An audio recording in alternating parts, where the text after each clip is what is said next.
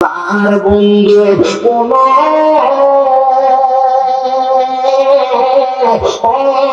সন্দেহ না আয়ো রে, আমি মুর্শিদ নামে বড় ও শান্তি পায়। আমার বলতে আমি নাই রে মুর্শিদ, তুমি আমার জীবন। ওরে জীবন অবশ্যই পাইতাম, পাইলে তোমার জীবন রে, আমি মুর্শিদ নামে বড় ও শান্তি পাই। হায় রে মুর্শিদ আমার আল্লাহর বন্ধু, কোন সন্দেহ না আয়ো রে, আমি মুর্শিদ নামে বড় ও শান্তি পাই। মা একটু অন্তর কান্ত লাগে শোনাবো, আল্লাহ জগতের মানুষ। আমি পুরাটা কবরস্থানের মধ্যে হাঁটলাম, আমি হাঁটতে হাঁটতে হঠাৎ করে একটা ভাঙ্গা কবরস্থানের সামনে গেলাম।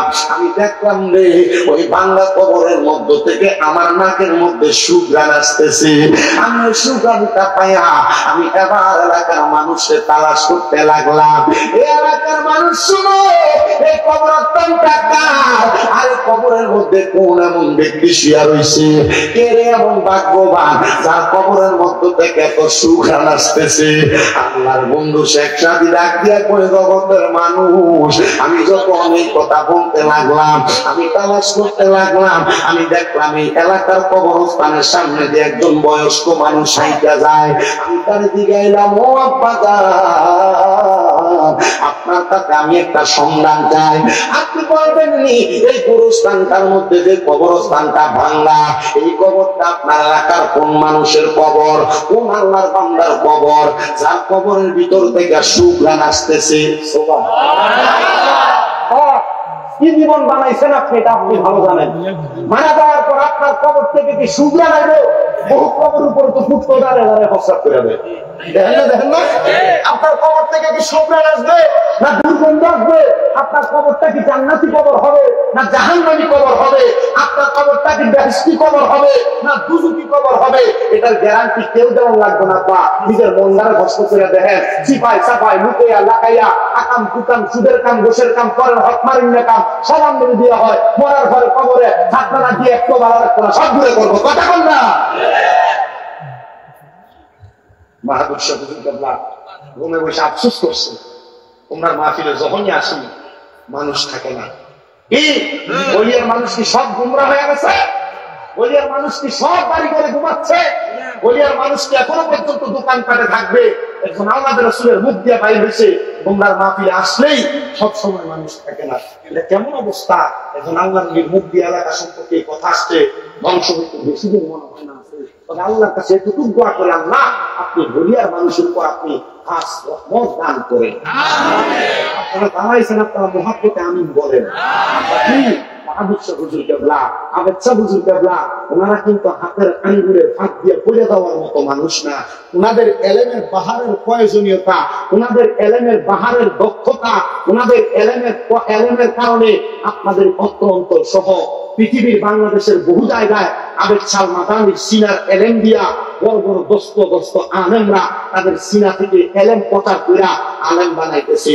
এখনো তো কত আবেদ শাহ মাদানির ছাত্ররা আছেন যিনারা প্রচার করতেছেন। আর সেই আবেদ শাহ মাদানির আওলাদ ঈশা আপনাদের যে কথাটা বলছে, আপনাদের কেমন লাগে আমি জানি না, তবে আমার কাছে খারাপ লাগছে। এই এলাকার মানুষ কখন জানি তোমরা বদদোয়া করে পুরা যাও, আর আল্লাহর ওলিরা এই বদদোয়া দেওয়ার কারণে কখন জানি তুমি ধ্বংসের মুখে পুরা যাও। আল্লাহ আপনি বলিয়ার মানুষের উপরে খাস রহমত, খাস বরকত দান করেন আমিন। আচ্ছা বাবা, সেই মানুষটার কবর থেকে সুঘ্রাণ আসতেছে, আপনারা কোন তো এই মানুষের কবরটা, এই মানুষটা দামি না কম দামি?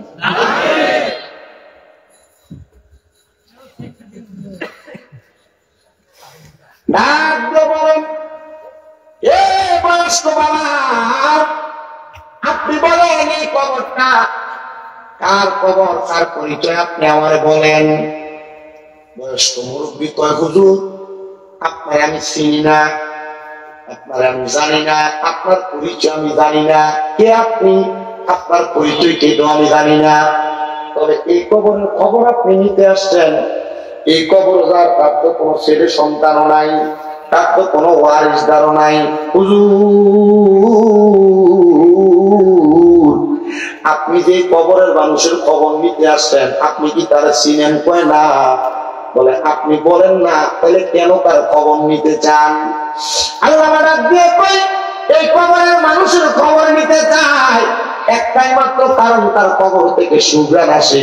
হয়তো সে একজন নেককার ব্যক্তি, তার কোন আওলাদ যদি থাকে, আমি যাই তার আওলাদের কাছ থেকে দোয়া নিতাম। দোয়া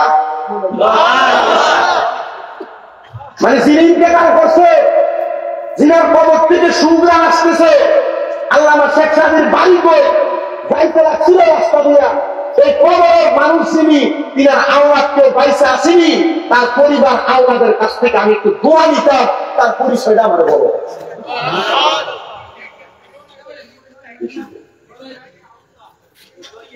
আল্লামা শেখ সাদি রাহমাতুল্লাহ আলাইহি তিনি প্রশ্ন করার সাথে সাথে বয়স্ক মুরব্বী মানুষ ডাক দিয়ে বলতেছেন, এখানে যিনি শুয়ে রয়েছেন তিনি তো এলাকার কোনো ভালো মানুষ না, তিনি একজন নরমাল ফ্যামিলির মানুষ।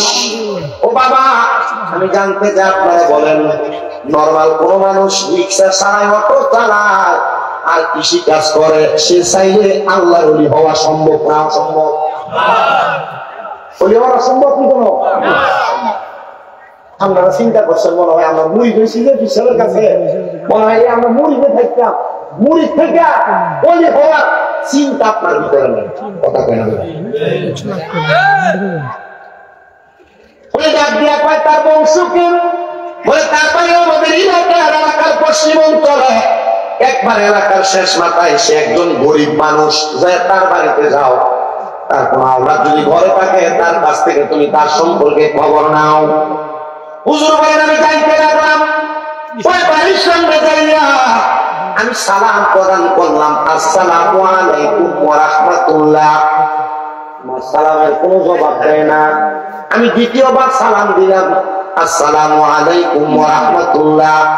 আমার সালামের কোনো জবাব দেয় না। আমি তৃতীয়বার সালাম দিলাম, আসসালামু আলাইকুম ওয়া রাহমাতুল্লাহ। আমার সালামের কোনো জবাব দেয় না। আমার একটু রাগ হইল, তিনবার সালাম দিলাম, ঘরটা ভিতর থেকে মারা, আমার সালামের জবাব দেয় না। এই ঘরের মানুষ মনে হয় গোমরা। আমি রাগান্বিত হইয়া এই ঘরের সামনে থেকে চলে যাচ্ছি। ও বাবা, এই কথা থেকে নবীর একটা হাদিস শিক্ষা গ্রহণ করেন, দুনিয়ার জমিনের মধ্যে কোন মানুষের ঘরে যদি কেউ যায়, তিনবার সালাম দেওয়ার পরে মানুষ যদি জবাব না দেয়, তাহলে কি তার ঘরে ধুম করে ভিক্ষা দেবেন না চলে যাবেন? আর আমরা এমন কাজের মানুষ, আমরা নিজের ঘরে ঢোকার সময় অনুমতি নই না, বাইরের ঘরে যাওয়ার সময় অনুমতি নেই না, মা বাবার ঘরে ঢোকার সময় অনুমতি নেই না। মনে রাখতে হবে, যে কোনো কারোর ঘরে যান না কেন অনুমতি নেওয়া লাগবে। শুধু নিজের স্ত্রীর ঘরে যখন প্রবেশ করবেন, সালাম দিয়ে ডাইরেক্ট প্রবেশ করবেন। আপনাকে অন্য কোনো ব্যক্তির ঘরে, স্বয়ং নিজের আম্মা আব্বার ঘরেও সালাম তিনবার দেওয়ার পর জবাব না দিয়ে ঢুকা যাবে না। এ বাবা, আমি আপনাদেরকে শিখার জন্য বলছি। আমি জানি না আপনারা কথাগুলা কাজে লাগাবেন কিনা, তবে আমার দায়িত্ব বলা আর আপনার দায়িত্ব শোনার পর আমল করার। আপনি যদি আমল না করেন, আল্লাহর কাছে ধরা খেয়ে যাবেন। এবার আপনি বলেন, আমি তিনবার ঘরের দরজাটার মধ্যে সালাম দেওয়ার পর যখন আমার জবাব দেয় না, আমি ঘরের দরজার কাছ থেকে ফিরে যাচ্ছি, এক কদম দুই কদম কইরা আমি যখন সামনের দিকে চলে গেলাম, আমি দেখলাম আমার সামনে থেকে কোন মানুষ আমার পেছন থেকে জবাব দেয় না। এমন টাইমে পেছন থেকে একটা মহিলার গলার আওয়াজ, ওয়ালাইকুম আসসালাম ওয়া রাহমাতুল্লাহ। আমি মহিলার সালামের জবাব পাইয়া পেছনে ফিরলাম না। দ্বিতীয়বার আবার আমার সালামের জবাব দেয় ওয়ালাইকুমুস সালাম। আমি সালামের জবাব পাইয়া আর চিনলাম না। আমার তৃতীয়বার আবার সালামের জবাব দেয় ওয়ালাইকুমুস সালাম ওয়া রাহমাতুল্লাহ। আমার তিনবার আমার সালামের জবাব দিছে। আমি তিনবার জবাব পাইয়া আমি তখন আর তার দিকে ফিরলাম না। আমি যখন তার দিকে ফিরি না, হঠাৎ করে আবার সে চতুর্থবার আমার সালাম দেয় আসসালামু আলাইকুম ওয়া রাহমাতুল্লাহ। জোরে জোরে বলো ওয়ালাইকুমুস সালাম ওয়া রাহমাতুল্লাহি ওয়া বারাকাতুহু। জোরে জোরে বললাম মারহাবা। আল্লাহ নবী আমার তিনবার সালাম দিছে, সালামের জবাব দিছে। আমি বুঝলাম এই মহিলার ঘরের সামনে দাঁড়ায় আমি তিনবার সালাম দিছি, আর এই বেবি আমার তিনবার সালামের জবাব দিছে। আমি রাগ হইয়া তার সালামের জবাব আমি দেই নাই, আর জবাব দেওয়ার পর আমি তাকাই নাই। কিন্তু যখন চতুর্থবার সে আমার সালাম দিছে, আমার বুঝতে আর দেরি হয় নাই। এই মহিলা কোরআন হাদিস সম্পর্কে বুঝে আর বুঝিনি যায়। আমার তিনবার জবাব দিয়া, আমার জবাবের পর আমার উল্টা সালাম দিয়া এখন কালার বেরিয়ায় সালামটা দিয়ে কয় যে কোন দিয়ে সালামটা উঠছে কথা বল না, কথা বল না, ঠিক হবে। যদি সালামটা দেয় কোন দিয়ে সালাম উঠছে এটা বুঝে না, আমাদের ভিতরে শিক্ষাই যে সালাম দিতেছে। কোন মানুষ নতুন নতুন সালাম দিলে একজন আরেকজনের টিস্কারি করে, কি নতুন করে মসজিদে গেলে টুপি লাগে, কি কবে থেকে টিস্কারি মারে, কথা বলেন না। আল্লাহ হাদিসে মুবারাকা বুখারী শরীফে ডাইরেক্ট হাদিস, কোন মানুষকে ইশারা ইঙ্গিতের দ্বারা ওই মানুষকে টিস্কারি করা, মস্কারি করা, তাকে অ্যাঙ্কার করা না কবিরা গুনাহ। কি গুনাহ? কি করা? কবিরা গুনাহ। কি গুনাহ? এই জন্য কোনো মানুষকে অ্যাঙ্কার করবেন না, টিস্কারি করবেন না, বাজে মন্তব্য করবেন না। হঠাৎ করে তার সুযোগ পরিবর্তন হলে তার ব্যাপারে উল্টো পাল্টা মন্তব্য করা যাবে না। আপনারা কি আমার ওয়াজ বুঝেন? ওয়াজ বুঝতেছেন? আমি কিন্তু ওয়াজে মাইক করছি 10টা 8 মিনিট, ঠিক 1.5 ঘন্টা টাইম আপনারা শুধু হাতে ধরবেন। এই সময়টা শুনবেন, ওয়াজ শুই না মিলাদ কিয়াম করবেন। তাহলে তো আপনারা একটু বড় করে মোটামুটি সামনে যদি আছে আর গুরু বুঝতে দিলেন একটু মোটামুটি তাবার প্রয়োজন, তারপরে বিদায় দিবেন। কষ্ট বন্ধ না আমার বাবা দিলাম উনি বলে বাচ্চার মধ্যে সারাবের জবাবটা পাইলাম। উনি দরজার মধ্যে দাঁড়ায় ডাকতে কয় ওগো আম্মা জান ওয়ালাইকুমুস সালাম ওয়া রাহমাতুল্লাহ। মহিলা কয় হুজুর প্রথম 3 বার যে আপনার সালামের জবাব দিলাম, আপনি আমার দিকে চাইলেন না, এখন দিয়ে আমার দিকে ফিরে তাকাইলেন। আল্লাহ ডাক দিয়ে কয় মা আপনি আমার জন্য গায়রে মাহরাম, বলেন গায়রে, জোরে কয় না গায়রে, আপনি আমার জন্য গায়রে মাহরাম। এই বলা আপনার চেহারা আমি দেখতে পারবো না। বাবারে গায়রে মাহরামটা কি এখনো পর্যন্ত আপনারা জানেন কিনা আমি জানি না। গায়রে মাহরাম হলো এমন ব্যক্তি যেই ব্যক্তির সামনে আপনি যাইতে পারবেন, তবে ওই ব্যক্তি ছাড়া অন্য কোন মহিলারা আপনি দেখতে পারবেন না। আর মহিলাদের জন্য গায়রে মাহরাম হলো ওই ব্যক্তি যে মহিলা ওই পুরুষের সামনে যাইতে পারবে, ওই পুরুষ ছাড়া অন্য কোন মহিলার সামনে যাইতে পারবে না। গায়রে মাহরাম কারা কারা একটু শুনেন। একটা ছেলের জন্য সে তার মা, সে তার মেয়ে, তার বোন, নানি, দুধমা, খালা, বাপিজি, ভাগ্নি, ফুফু, সৎমা, দাদি, শাশুড়ি, মেয়ে, দুধ মেয়ে এবং ছেলের স্ত্রী, এই 14 জন মহিলা ছাড়া একটা ছেলে মানুষ অন্য কোন মহিলার দিকে তাকাইতে পারবে না, অন্য কোন মহিলার সঙ্গে কথা বলতে পারবে না, অন্য কোন মহিলার সঙ্গে কথোপকথন করতে পারবে না। 2 নম্বর, একটা মেয়ে তার কয়েকজন 14 জন ব্যক্তির সাথে কথা বলতে, দেখা করতে পারবে, এছাড়া আর অন্য কোন পুরুষের সঙ্গে কথা বলতে, দেখা করতে পারবে না। এর মধ্যে 1 নাম্বার একটা মেয়ে তার বাবা, তার ছেলে, তার ভাই, তার নানা, তার দুধ ভাই, তার মামা, তার ভাতিজা, তার ভাগিনা, তার চাচা, তার দাদা, তার শ্বশুর, তার সৎ ছেলে, দুধ ছেলে এবং মেয়ের জামাই ছাড়া অন্য কোন পুরুষের সামনে মহিলা যাওয়া হারাম, কোন নারী যাওয়া হারাম, কোন নারী যাওয়া হারাম। আর যদি আপনারা মনে করেন আরাম, তাহলে কবিরা গুনার ভাগীদার হবেন, আপনার ঘরের মহিলা দায়ুস হয়ে যাবে। আল্লাহ নবী কয় দায়ুসুলা ইয়াদখুলুল জান্নাহ, দায়ুস কোনদিন জান্নাতে প্রবেশ করবে না, জান্নাতের দরজার মধ্যে পর্যন্ত লিপিবদ্ধ থাকবে। এই জন্য আমি আমার এলাকার মা বোনদের কাছে বলবো, আমার আম্মুজিরা, আমি চাই না আপনারা দোজখে যান, আমি চাই আপনারা সবাই বেহেশতে যান, জান্নাতে যান। যদি জান্নাতে যাইতে চান, এই 14 জন বেড়া মানুষ ছাড়া অন্য কোন বেড়া মানুষের সামনে যাইয়েন না।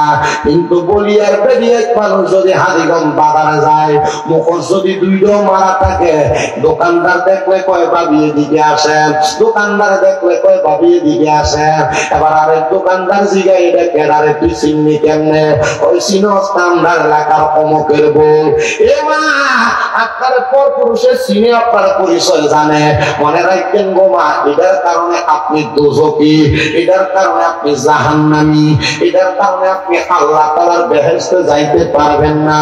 ও মহিলা, তোমার জামাই তোমার কত কয় পর্দা করতে, তুমি পর্দা করো না। তোমার জামাই তোমার কত কয় পর্দা মেনটেন করতে, তুমি তোমার দেবরের লগে কথা কও, তুমি তোমার পাশের বাড়ির পুরুষের সঙ্গে কথা বলো। তুমি কি জানো না আল্লাহ তাআলা কোরআনুল কারীমে জানায়া দেয়, আল্লাহ কয় বান্দা ওয়াকারনা ফি বুয়ুতিকুন্না ওয়ালা তাবাররাজনা তাবাররুজাল জাহিলিয়াতিল উলা। আল্লাহ কয় তোমরা তোমাদের নারীদেরকে জাহিলিয়া যুগের মহিলাদের মতো বের হতে দিও না। ও বাবা, দেখেন জাহিলিয়া যুগের মহিলার মতো চুল চাইরা চাইরা টাইট ফিটিং জামা কাপড় পয়রা যে মহিলারা রাস্তায় রাস্তায় যায়, রাস্তায় দেখলে পুরুষরা ছেলেরা এদেরকে দেখে বাজে বাজে মন্তব্য, খারাপ খারাপ ওয়ার্ড শব্দ ব্যবহার করে, কি করে না?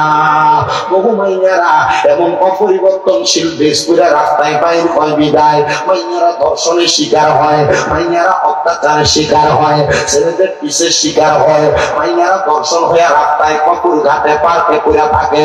এই জন্য আপনাদের সবার কাছে বলবো, এমন ধর্ষণ থেকে বাঁচার জন্য, ইফতিজিং থেকে বাঁচার জন্য আমরা আমাদের মা বোনদেরকে পর্দা করানোর দরকার আছে না? না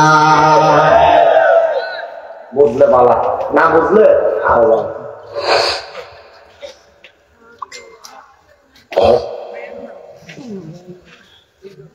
আপনার কি কষ্ট আছে?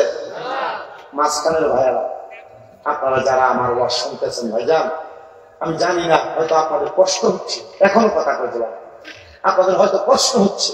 ভাইয়া একটু মনোযোগ দিয়া শোনো, তুমি একজনের কারণে 3টা ফলাফলের সমস্যা হইতেছে। আমি যে পর্যন্ত একটা ফালতু কথা বলছি, যে কথাগুলো বলতে আপনার কি মনে হয় কথাগুলো দিয়ে উপকার হইব? তবে আমার দাওয়াত বন্ধ হয়ে যাবো বলিয়ে, কারণ বেরিয়ে করব যেটা দাওয়াত দিতে না কেমনে রাশেদ ভাই, এবার আসবে এইগুলো বললাম দাওয়াত দিয়ে আনছ, আমরা বেরিয়ে দেবে বলে আমি বেরিয়ে আমরা ধরে মানুষ চিন্তা করি। আল্লাহ আমাদের বোঝার তৌফিক দাও না। আমি চাই না বলিয়া এলাকার কোন মহিলা দোজখে যাক, কথা কর। আমরা চাই না বলিয়া এলাকার কোন পুরুষ দোজখে যাক, আমরা চাই সবাই জান্নাতি হোক। জান্নাতি হইতে চাইলে কথাগুলা মানা লাগবো, কথা কম না, ঠিক কিনা? এ মহিলা, তোমরা যারা স্বামীর আদেশ মানো না, জামাইয়ের হুকুম মানো না, মনে রাখবো তোমরা জাহান্নামী। আল্লাহ নবী কই, কোন মহিলা যদি তাদের জামাইয়ের আদেশ, স্বামীর আদেশ না মানে, আল্লাহর নবী কই মহিলা জাহান্নামী। এ মা, তুমি তোমার স্বামীর আদেশ তারা বাজারে বাজারে, মার্কেটে মার্কেটে, পার্কে পার্কে, চাঁদপুরের নদীর মোহনার ভিতরে দেয় বুড়ো মহিলা। আল্লাহর নবী কই কোন মহিলা তার স্বামীর আদেশ তারা তার বাবা আর বাড়িতেও যাইতে পারবে না, আর যদি কই চলে যায় এটারও কোনো গ্যারান্টি নাই। এ আমার পুতি শুনুন, তারা কান লাগে শোনো। এবার আমার শেখ সাদি কয়, আমি ঘরের দরজায় যখন গেছি, ওই মহিলাটা আমার দিকে আবার পর্দার আড়ালে দরজার ফাঁকে চলে গেছে, আমার সামনে কথা কয়। আর আমরা ফোরাপন যদি বইতো তো ভাবি লুকিয়ে তাই আমার ভাইয়ের মতো এত সামনে নাই কথা কন না।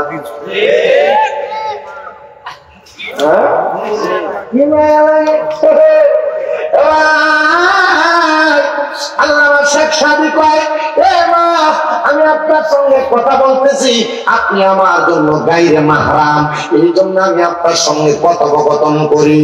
মহিলাটা ঘরের দরজার ভিতর থেকে ডাক দিয়ে কই, হুজুর আপনি কেন আমার ঘরের দরজায় আসছেন? আর 3 বার সালাম দিতেন, হয়তো আপনার কোনো জরুরি দরকার। হুজুর বলেন না কেন আসছেন? হুজুর ডাক দিয়ে কয়, এটা কি ওই ব্যক্তির কবরস্থান, এই ব্যক্তির বাড়ি যে নাকি দুনিয়া থেকে অনেক দিন আগে ইন্তেকাল করছে? এলাকার মানুষ আমার এই বাড়ির খবর দিছে। আপনি বলেন না এই ঘরের মধ্যে কি আর কোনো পুরুষ মানুষ আছে? মহিলা ডাক দিয়ে কই, হুজুর আমার ঘরে আর কোনো পুরুষ মানুষ নাই, আমার স্বামীটা ইন্তেকাল করছে। বলে আপনার স্বামী যে ইন্তেকাল করছে মা, আপনি বলেন গো আপনার স্বামী এমন কোন নেক আমল আছে নাকি যেটার কারণে আল্লাহ আপনার স্বামীর মাফ করে দিব? আপনারা কোন একটা জামাই ব্যাপারে কেউ জানে না, একটা স্বামীর ব্যাপারে তার স্ত্রী চাইতে ভালো কেউ জানে না। আমার এক ভক্ত মারা গেছেন ভৈরব বাড়ি, উনি মারা যাওয়ার পরে ওরা পুরো পরিবার আমার ভক্ত দিবিতে লাগে আমার ওয়াজটা একসাথে শুনে সকালবেলা ফজর নামাজের পরে তিনি আপনার ওয়াজটা ছাড়া দিয়ে আমরা আপনার কাজ কাম করি, ওয়াজটাও শুনি। কিন্তু এবারের মুরব্বী মারা গেছে আব্দুল জব্বার সাহেব, ইন্তেকাল করার পরে তার পরিবার আমার ফোন দিয়া কই, হুজুর আমার স্বামীটা আপনার বড় মহাব্বত করতো, ফজরের নামাজ পড়ে সেই করে তিনটার মধ্যে ওয়াজটা লাগিয়ে দিত। হুজুর আমার স্বামীকে ইন্তেকাল করার পরে আমার কাছে বড় কষ্ট লাগে, আমার ঘরটা কেমন জানি ফাঁকা ফাঁকা লাগে। আমার 3 ছেলে, 3 ছেলের ওয়াইফ আছে, 3 ছেলের নাতি হতি আছে। হুজুর আমার ঘরের মধ্যে আমার মেয়েরাও আছে, কিন্তু আমার ঘরটা আমার কাছে মনে হয় কবরস্থানের মতো একবারে ফাঁকা ফাঁকা লাগতেছে। আমি বললাম আপনি কান্দেন কেন? হুজুর আমার হাজবেন্ড আমার হাজবেন্ড যে মারা গেছে, স্বামী যে মারা গেছে, আমার কাছে ভালো লাগে না। দোয়া করেন আল্লাহ যেন আমার জামাইরে জান্নাতি বানায়। আমি তো দেখি আমি তো দোয়া করবো, কারণ আমার ভক্ত মানুষ এলাকার মধ্যে গেলে হাজিয়া বেড়ে ধরে আইতো, আসার সময় বিভিন্ন খানাও দিয়ে দিত গাড়িতে। কিন্তু আমি দোয়া করবো, আমার দোয়াটা একরকম, বরে তোর দোয়াটা হলো আরেক রকম। কয় হুজুর কেমনে? আমি কই আল্লাহর নবী কইছে কোন পুরুষ মানুষের যদি স্ত্রী মইরা যায়, কোন স্ত্রী যদি স্বামী মইরা যায়, ওই পুরুষ এবং স্ত্রী যদি তার স্বামীটারে ভাড়া কয়, স্বামীটা যদি তার বউটারে ভাড়া কয়, আমার আল্লাহ ওই জামাইটারে বউটারে ভাড়া কয়। আর যদি কোন স্বামী তার স্ত্রী মারা যাওয়ার পরে চোখের পানি ফলে ফলে কান্দে, ওই চোখের পানি মাটিতে পড়া লাগে, আমার আল্লাহ ওই স্ত্রীর কবরটারে জান্নাতের বাগান বানিয়ে দেয়। কোন স্বামী মারা যাওয়ার পরে কোন স্ত্রী যদি তার স্বামীর জন্য চোখের পানি ফালায় কান্দে, আল্লাহ তাআলা ওই স্বামীটার কবরটারে জান্নাত বানিয়ে দেয়। আমাদের কুমিল্লা বালুতুবা নামক একটা জায়গা আছে, একটা লোক মুরব্বী মানুষ, বড় বয়স্ক, শরীর অনেক ভারী, উনি 3 বেলা রাস্তার পাশে বৈশা বৈশা, আমি অনেক আগে থেকে দেখতাম 2-3 বছর আগে, ওনার স্ত্রীটা ওনার পাশে বোরকা পয়রা বৈশা বৈশা ওনাকে বিলগুলো আইনা দিত, সহযোগিতা করতো, পানি আইনা দিত। গত 3 মাস আগে আমি ওনার দোকানের সামনে আপনার পেটের ক্ষুধা লাগার কারণে আমি একটা ডিম খাওয়ার জন্য যখন দাঁড়াইছি, আমার ডিমটা চুলা দেয়, আমি ডিমটা খাই আর বললো আপনার যান, আপনার লোকের একজন মহিলা আমার একটা খালানা চাচি আছে, উনি আপনার সহযোগিতা করতো, উনি কোথায় কোনো কথা কয় না। আমি ডিমটা খাওয়ার পর ওনার চেহারা দিকে তাকে দেখলো, ওনার চোখে পায়া পায়া পানি পড়তেছে। আমি জিজ্ঞাইলাম কি তো আপনারা? আমি জিজ্ঞাইলাম বেটির কথা, আপনি কেন কান্না করতেছেন? চোখের পানি ফলায় তাই না মরে গেছে। আমি চিন্তা করছি রে, একটা স্বামী তার স্ত্রীরে কত ভালোবাসলে, কত মোহাব্বত করলে, বউয়ের কথাটা জিজ্ঞাসা করার সাথে সাথে চোখের পানি ফালাই দিয়া কান্দে। একটা স্ত্রী তার স্বামীরে কত মোহাব্বত করলে চোখের পানি ফালাই ফালাই কান্দে। এ বলিয়া এলাকার আমার মা বোনেরা, স্বামীর মনে এমন কোন কষ্ট দিস না গো, এই কষ্টের কারণে তোর স্বামী তোর উপর রাগ হইয়া কান্দে। স্বামীর এমন খেদমত করিস গো মা, এই খেদমতের কারণে তুমি মরার পরে তোমার জামাই তোমার লাগা কানলে আল্লাহ তোমার মাফ করে দিব। এ মুরব্বী বাবা, স্ত্রীর প্রতি বেশি রাগ রাখো না। আল্লাহর রাস্তে বউ মানুষ, মহিলা মানুষ, আল্লাহ এগুলার পাকা হাড্ডি দিয়ে বানাইছে, এগুলার বদয়া দিয়েন না। মাঝে মাঝে একটু বালা করে বোঝাইলেন, মহিলা মানুষ একটু বোঝাইলে তারা বোঝে। আল্লাহ তাআলার কাছে করিয়া জানাই, আল্লাহ আজকের মাহফিলে কত স্বামীরা তাদের স্ত্রীরে হারায়া বসছি। আজকের মাহফিল শুনতে পর্দার আড়ালে কত মা বোনেরা তারা স্বামী ইন্তেকাল করছে, তারা স্বামীর জন্য কান্দে। ও আল্লাহ, তার কবর তুমি জান্নাতের বাগান বানায়া দাও। জবান করে জোরে জোরে বলেন আল্লাহুম্মা আমিন। কষ্ট হচ্ছে না? একটু মনোযোগ লাগান।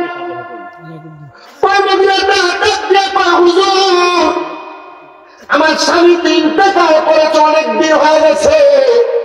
হুজুর, আমার স্বামীর ইন্তেকাল, উনি দুনিয়া থেকে বিদায় হয়ে গেছে। তবে মা, আপনার স্বামীর এমন কোন নেক আমল থাকলে আমারে বলেন না, যেটার কারণে আল্লাহ তাআলা আপনার জামাইরে জান্নাতি বানাইবো। মহিলা ডাক দিয়ে কয়, হুজুর আমার স্বামী একজন মূর্খ, আমার জামাই কোনো পড়ালেখা জানতেন না, আমার স্বামী কোনো ইবাদত ভালো করে করতে পারতেন না। আমার স্বামীর কাজ হইল কি, জঙ্গলে জঙ্গলে যে কাঠ কাটতো।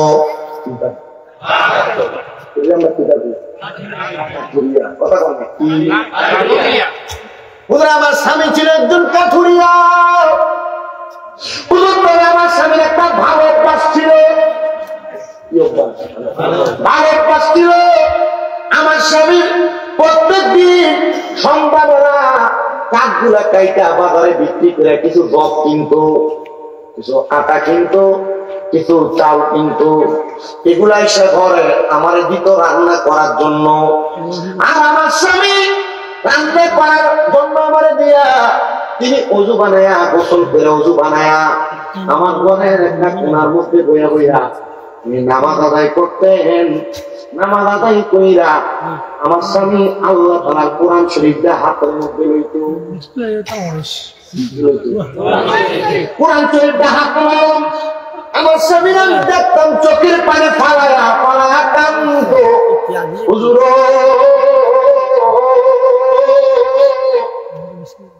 হুজুর, আমার স্বামী, আমি একদিন জিজ্ঞাসা করলাম, ও আমার স্বামী, আমি কোনদিন আপনার কোরআন শরীফ তেলাওয়াতের আওয়াজ শুনছি না।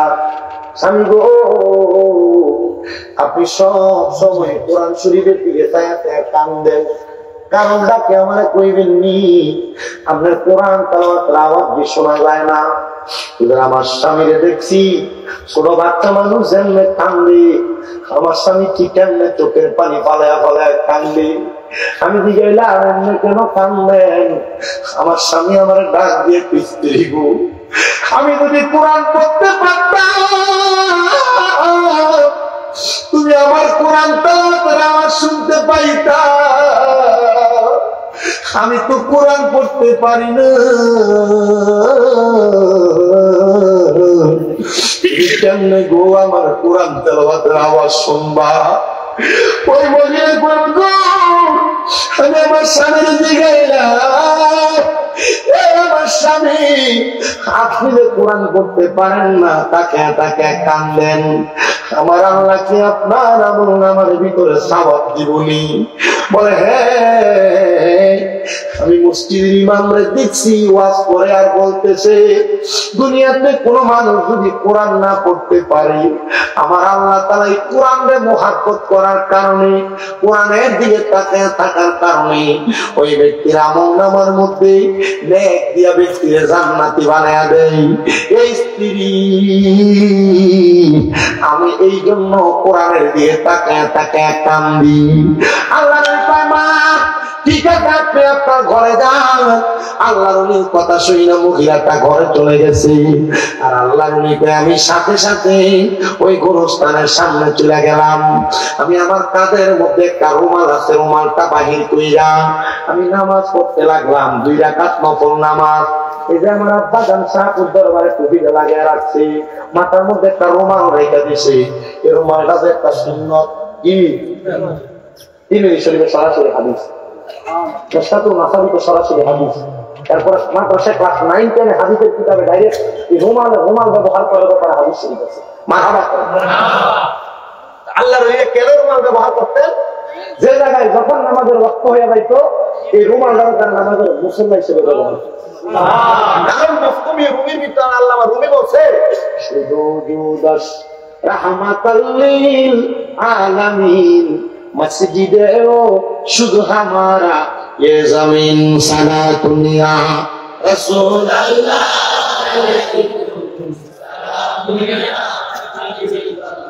अलैकुम सलाम दुनिया रसूल अल्लाह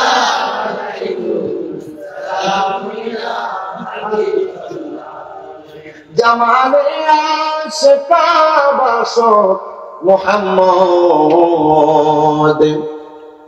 ख्याले बराबर अहमद सलातुनिया मोहब्बत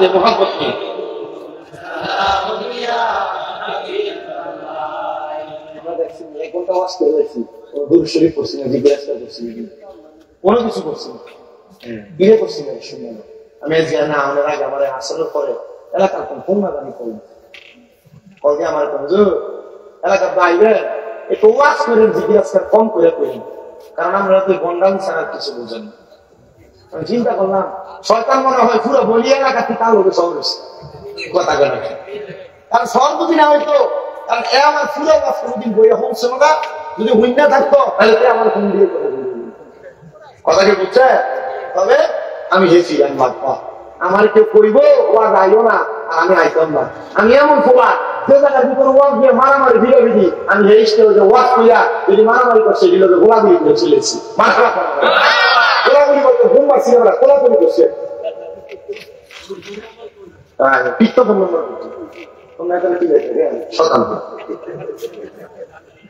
আমি ডাইরেক্ট আমার আলোচনা ধারাবাহিক কথা আছে একটু মুহাব্বতে দুরূদ শরীফ পড়লে আমার মনে হয় একটু পূর্ণতা পাইবো। জিকির আজকার করে মিলাদকার করে একবার আমরা জিজ্ঞাসা কি করা আপনারা একটু মুহাব্বতে পড়েন আল্লাহুম্মা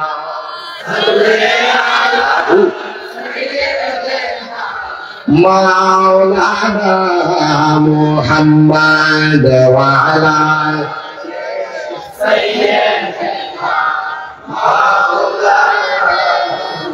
सबसे आला हो वाला हमारा नबी, सबसे पाला हो वाला हमारा नबी, सबसे आला हो वाला हमारा नबी, सबसे पाला हो वाला अपने मौला का प्यारा हमारा नबी, अपने मौला का प्यारा हमारा नबी, दोनों आलम का दुल्हा हमारा नबी, सबसे आला हो हमारा नबी, सबसे आला हो वाला हमारा बज में आखिर कसम ए फिरोज़ा हुआ, बज में आखिर कसम ए फिरोज़ा हुआ, नूरे अव्वल का जलवा हमारा नबी, नूरे अव्वल का जलवा हमारा नबी, सबसे आला हो हमारा नबी, सबसे आला हो वाला हमारा हल्कों से औलिया औलिया रसूल खल्क़ों से औलिया से रसूलों से आला हमारा नबी सबसे आला हमारा नबी सबसे वाला हमारा नबी कौन देता है देने को चाहिए कौन देता है देने को चाहिए देने वाला है साचा हमारा नबी सबसे औला हो आला हमारा नबी सबसे वाला हो आला हमारा नबी सारा दुनिया रसूल सलामुल्लाह। এবার আমি জানতে চাই বুড়িয়া এলাকার রাস্তার মাঝখানে যদি একটা মুসল্লা বিছিয়ে কেউ নামাজ করে নামাজ হইবনি? বুড়িয়া এলাকার ক্ষেতের লাইনে যদি কেউ নামাজের মুসল্লা বিছিয়ে নামাজ করে হইবনি? ও বাবা, বুড়িয়া এলাকার রাস্তার পাশে যদি কোনো জায়গায় খোলামেলা সেখানে গিয়ে একটা বিছনা বিছিয়ে নামাজ করে নামাজ হইবনি? কারণ আমার আল্লাহ তাআলা উম্মতে মুহাম্মদের জন্য সমস্ত জগৎ তারে সমস্ত জমিনদারে মসজিদ বানাইয়া দিতে দূরে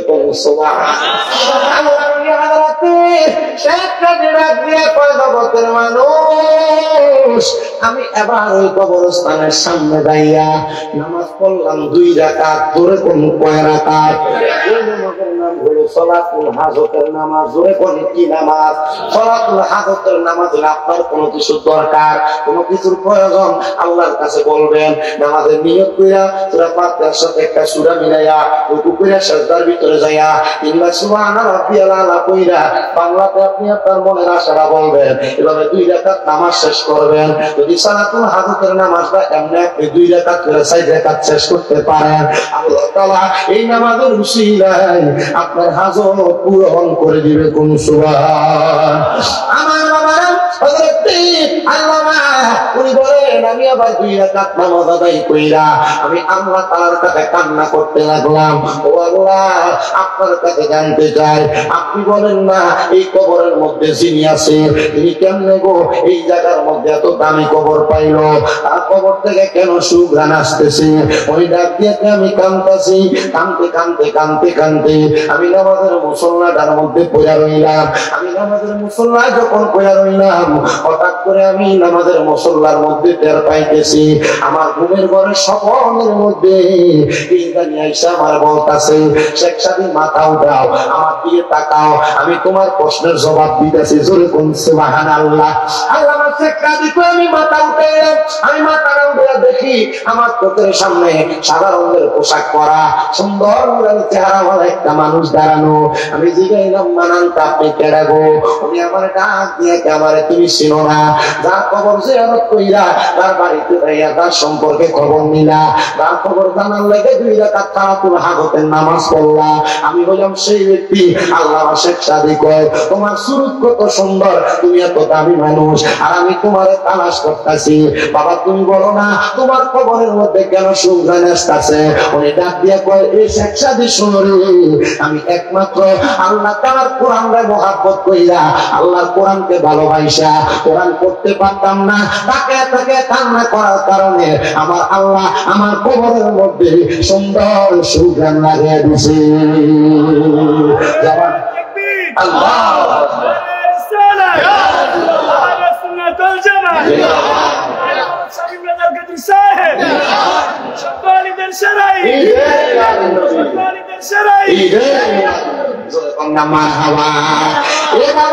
আপনারা অনেকে কোরআন পড়তে পারেন না, আপনারা অনেকে এখানে বসেছেন কোরআন তেলাওয়াত জানেন না, অবসর সময় কিটা করবেন, শুধু টিভির দিকে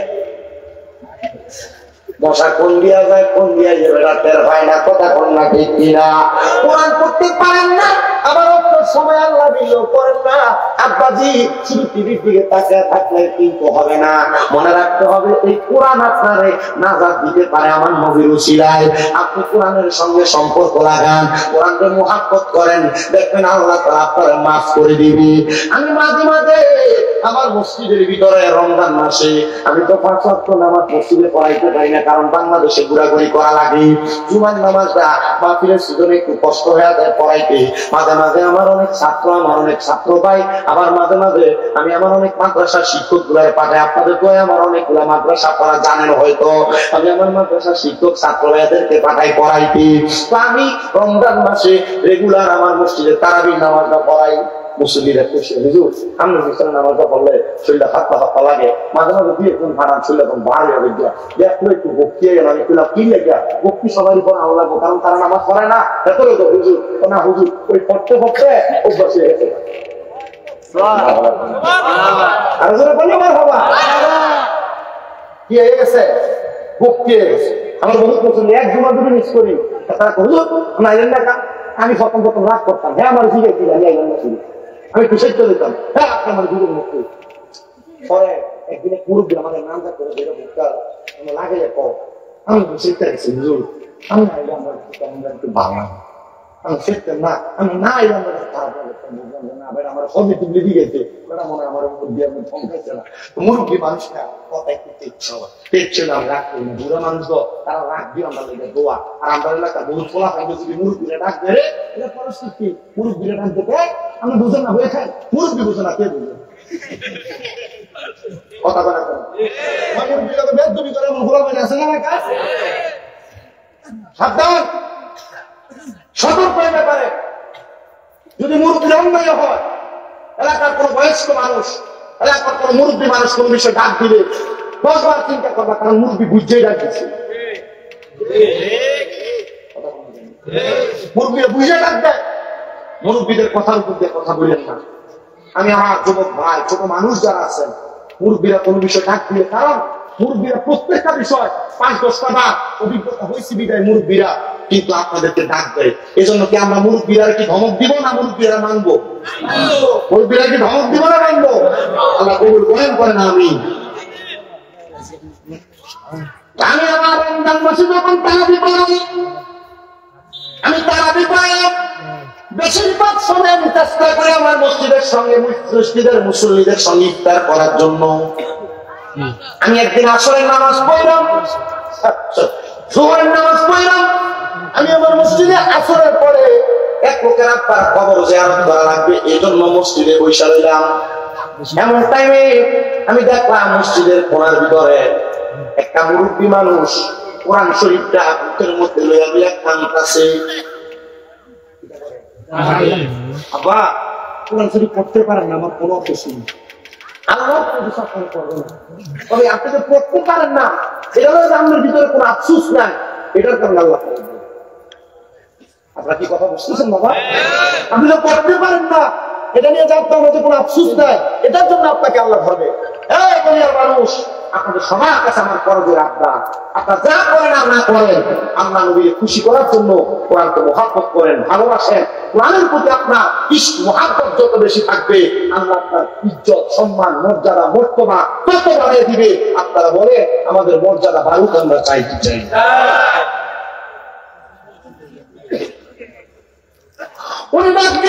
জগতের মানুষ, আমি কোরআন পড়তে পারি না বিদায় কোরআন তাবুতে নিয়ে কান্দি। কান্দেন এর লেগা বাবা, কান্দেন কি লেগা? হুজুর কোরআন শরীফ তো পড়তাম পারি না, সংসার চালাইতে পেরে কোরআন শিখতে পারছি না হুজুর, এই জন্য কোরআনের দিকে তাকায় তাকায় আর বুকে ধরে ধরে কান্দে। আমি তো আমার লেগে একটা সুখবর বাবা। কি সুখবর?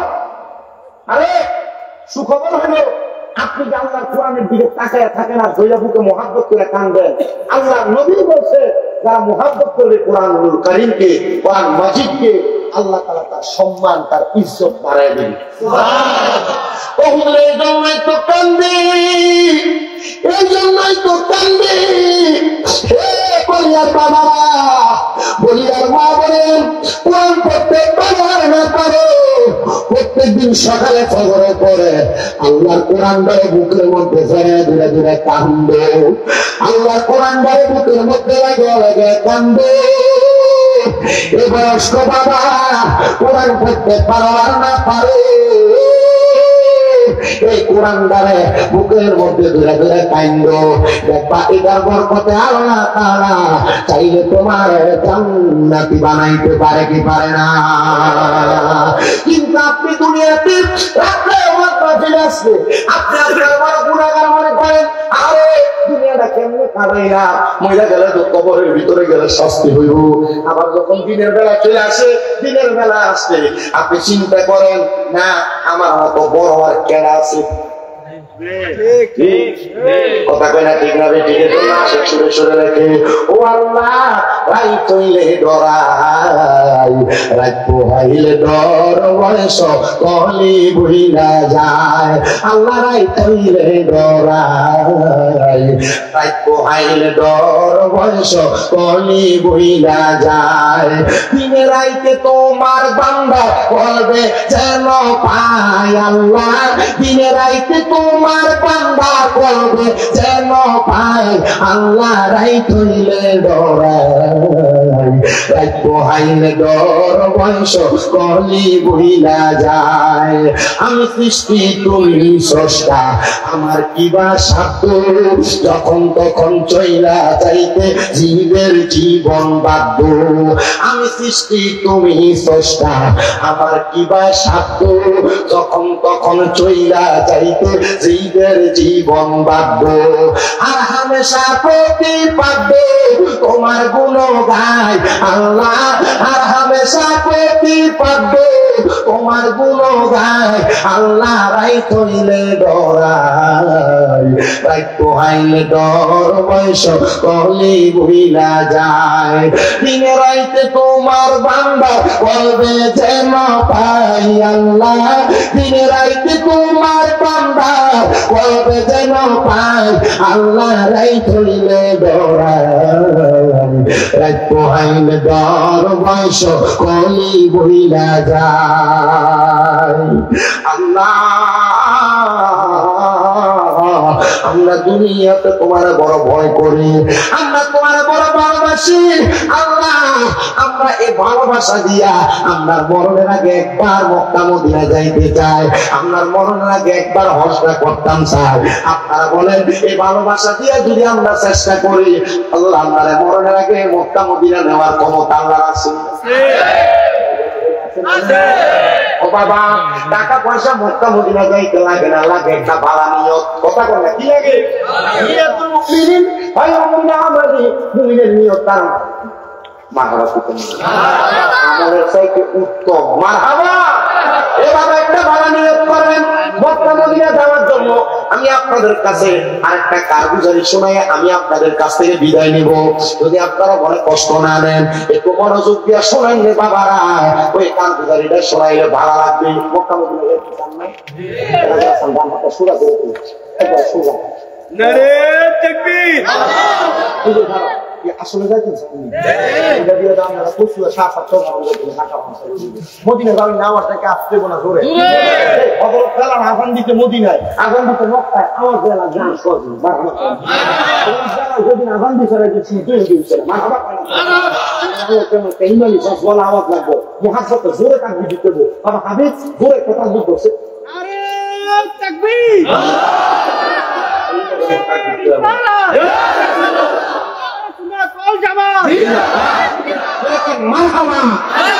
মদিনা যাইতে চাই কি চাই না? মদিনা যাইতে টাকা লাগে না, লাগে একটা ভালো নিয়ত। তোরে কোন মদিনা যাইতে লাগে কি ভালো নিয়ত লাগে? ভালো নিয়ত আল্লাহ হযরতে সুলাইমান জাদুর রাহমাতুল্লাহ আলাইহি জবরদস্ত আল্লাহর মানহাবা কর। সুলাইমান গাজুলি কয় আমার মনে মনে একটা নিয়ত, আমি মক্কা মদিনা যাব, আমি সুলাইমান আমার বাপের দিনা সব সম্পদ দিচ্ছি, মক্কা মদিনা যাইবা লাগা। কারণ কি? সুলাইমান রাজুলি কয়, আমি আমার নবীর হাদিসের মধ্যে পড়ছি, আমার নবী কইছে মান যারা কাবরি ওয়াজাবাত লাহু শাফাআতি ইয়াউমাল কিয়ামাহ।